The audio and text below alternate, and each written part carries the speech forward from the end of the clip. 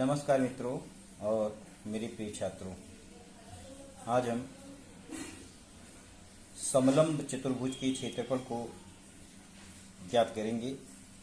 समलंब चतुर्भुज का क्षेत्रफल यहाँ पर जो आकृति दिखाई गई है, आकृति ABCD, रेख AP लंब भुजा DC और रेख BQ लंब भुजा DC खींचा हुआ है।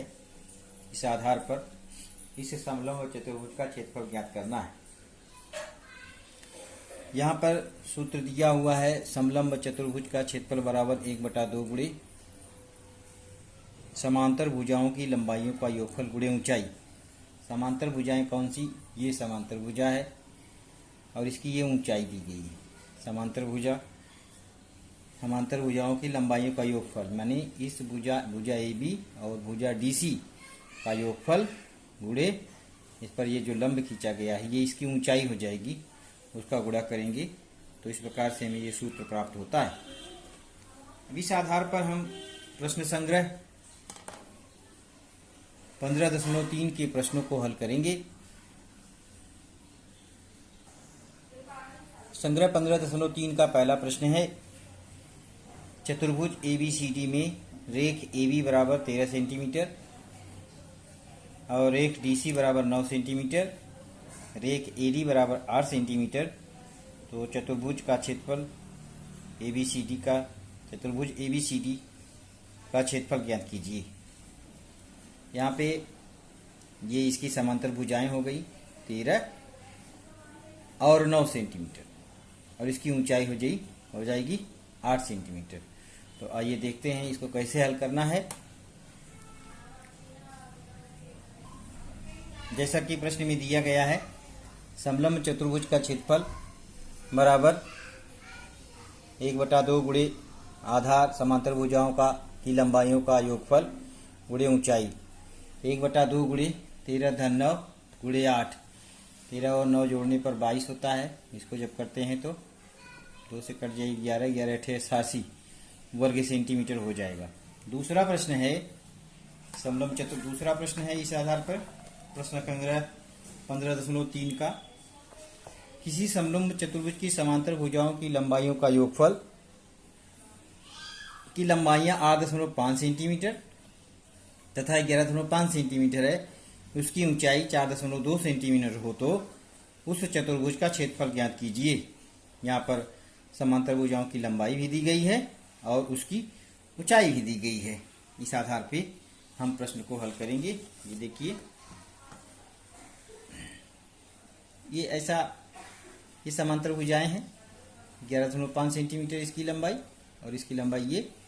तो इस आधार पर समलंब चतुर्भुज का क्षेत्रफल बराबर 1/2 गुणे समांतर भुजाओं की लंबाइयों का योगफल गुणे ऊंचाई। यहाँ पे ई लिखा है, ऊंचाई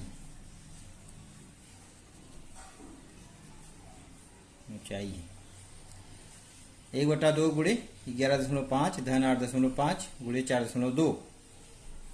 11.5 और 8.5 को जोड़ेंगे तो 20 हो जाएगा और 20 में 2 से भाग देने पर 10 और 4.2 का गुणा करेंगे तो ये हो जाएगा 42 वर्ग सेंटीमीटर। अब इस प्रसंग्रह का हम तीसरा प्रश्न देखेंगे। तीसरे प्रश्न को पहले प्रश्न देखते हैं, तीसरा प्रश्न है क्या।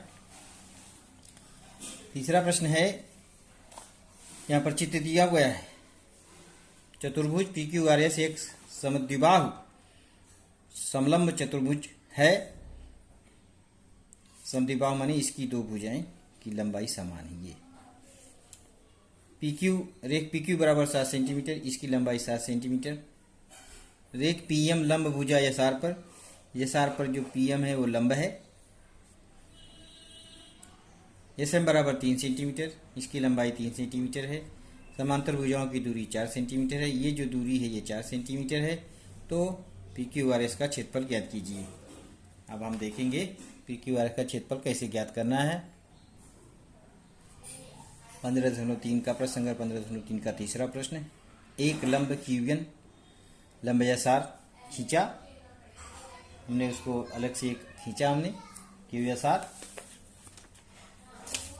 QN खींचा। यहाँ पे देखिए ये क्यू एन, एक लंब हमने खींचा, ये लंब पहले से पी और एम पहले से खींचा हुआ है और क्यू एन पर हमने एस आर पर क्यू एन एक लंब खींचा। आयत P M N Q, P M N Q माने ये आयत ये आयत है, ये जो है पी एम एन क्यू, ये आयत में पी क्यू बराबर 7 सेंटीमीटर और पी एम बराबर क्यू एन जो कि बराबर है 4 सेंटीमीटर के। यहाँ पर बराबर एस एम बराबर एन आर, ये 3 सेंटीमीटर है। एस आर बराबर एस एम धन एम एन धन एन आर, सबको जोड़ देंगे। 3 धन 7 धन 3 13, 3 धन 7 धन 3 7 3 10 3 13, इसकी लंबाई हो गई एस आर की लंबाई। एस आर माने क्या, ये वाली भुजा एस आर ये हो गए 3 7 3, तो 7 3 10 3 13 हो गया। अब समांतर भुजा, इसकी भुजा की लंबाई 13 और इस भुजा की बराबर लंबाई 7, 13 7 20। अब सूत्र के आधार पर इसको लिखेंगे। समद्विबाहु समलंब त्रिभुज का क्षेत्रफल 1/2 गुणे समांतर भुजाओं की लंबाइयों का योगफल गुणे ऊंचाई 1/2 गुणे पी क्यू धन एस आर गुणे पी एम। पी क्यू कितना है 7, एस आर है 13, जोड़ दिया 13 7 20, इसको काटेंगे तो यहाँ 10 हो जाएगा, ये 4 है तो 10 चौक 40 वर्ग सेंटीमीटर। तो इस प्रकार से हमारा यह प्रसंग्रह क्रमांक 15.3 समाप्त होता है। धन्यवाद।